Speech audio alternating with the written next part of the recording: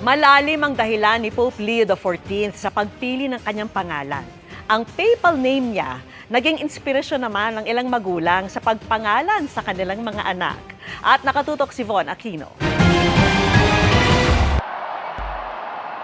Habemus Papam, Leonem Decimum Quartum.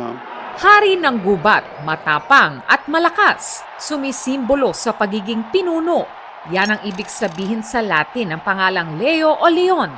Kaya hindi katakatakang popular ang pangalang ito sa mga lider ng simbahang Katolika. Ang bagong Santo Papa na si Pope Leo XIV nais tutukan ang pagdepensa sa dignidad ng tao, hustisya at paggawa. Isa ito anya sa mga dahilan kung bakit niya pinili ang pangalang Leo. Ang huling gumamit nito na si Pope Leo XIII ang may akda ng makasaysayang encyclical na Rerum Novarum bilang tugon sa mga tanong sa lipunan sa konteksto ng First Great Industrial Revolution.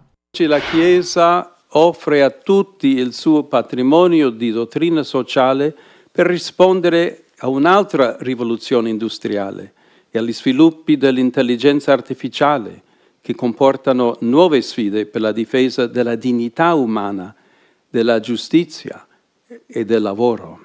Ayon kay CBCP spokesperson Father Jerome Ceciliano, ang pagpapalit ng pangalan ng Santo Papa hindi naman kabilang sa doktrina ng simbahan.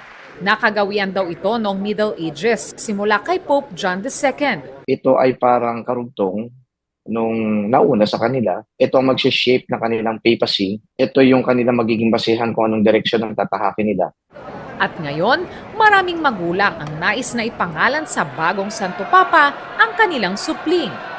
Nagle-labor daw si Maria Christy Pablo habang nagaganap ang conclave. Biglaan lang din po kasi yun.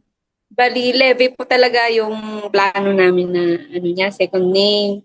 Ipinalitan po ng asawa ko kasi sakto po. Lumaki po na may takot sa Diyos, kapalapit sa Panginoon. Si Grace Diocado nais lagyan ng Leo ang pangalan ng kanyang anak na isisilang sa Hunyo. Kung sakaling girl, Leona or Leonor. And then kapag boy, simple as Leo lang. Para short, pag nagkaanak kami, maganda ipangalan dun sa kay Pope na who has great faith with God. And somehow, gusto namin kapag lumaki yung mga anak namin, ganun din. Kung sakali ang kanyang dalawang anak, katukayo ng mga Santo Papa. Ang kanya kasing panganay na si Francis na isinilang noong 2013, ipinangalan niya kay Pope Francis na naging Santo Papa noong taong yun.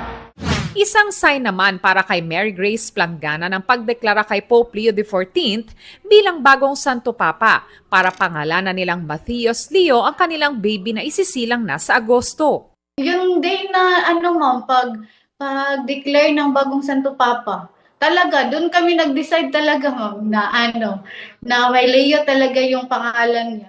Gusto raw niyang lumaki na may takot sa Diyos at malasakit sa kapwa ang kanyang baby.